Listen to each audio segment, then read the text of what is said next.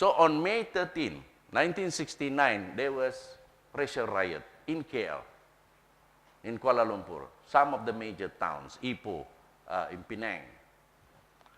Okay, it has nothing to do with Sabah and Sarawak. But on the 15th of May, 1969, a state of emergency was proclaimed which covers the whole nation, and Parliament was suspended. At that time, even Sarawak was still doing its election, and they have to postpone it. They didn't finish the election until 1971. So Parliament only reconvened on the 20th of February 1971, and between 15th of May 1969 and 20th February 1971, many ordinances and gazette were issued. So they issued ordinances and gazette while Parliament was not there. So who was the authority? The authority was the Director of Operation. And he can issue these laws by decree. So these ordinances and gazette used in the taking of the Borneo state wealth when it has nothing to do with the racial riots in KL. Sabah and Sarawak, we were peaceful in 1969. The problem was in Kuala Lumpur, and yet they issued the proclamation of emergency, and it covers the whole Sabah and Sarawak as well. So the law they used to take the Borneo state's wealth include, but not limited to,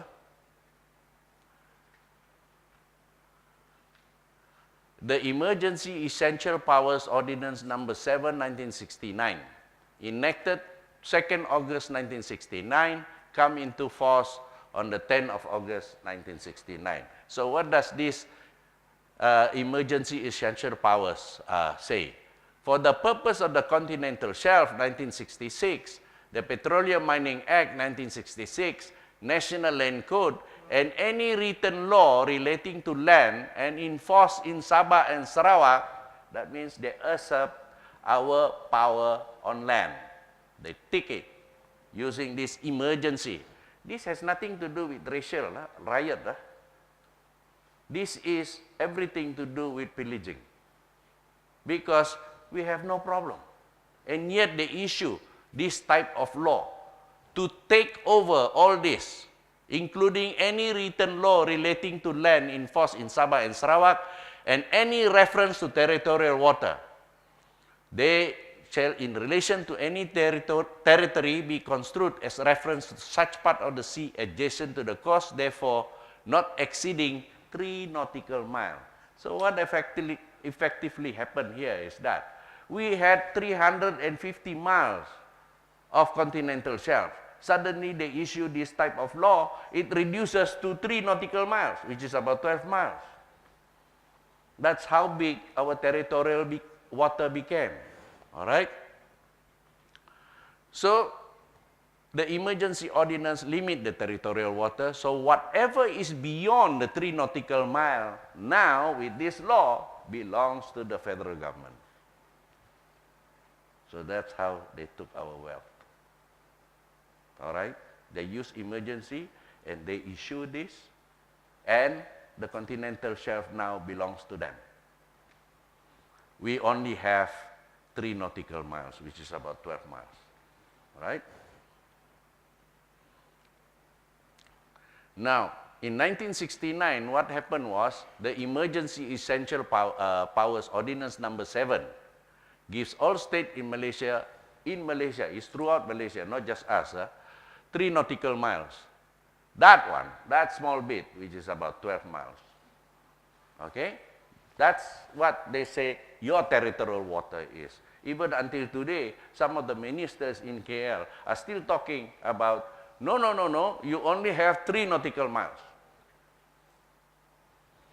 I'm going to explain tonight that after this, you are going to tell them, no, we have 350 miles. So that's the 3 nautical miles, okay? So this portion taken by the federal government. This is where the oil and gas reserve is. not on the 12 nautical mile. That is for fishing.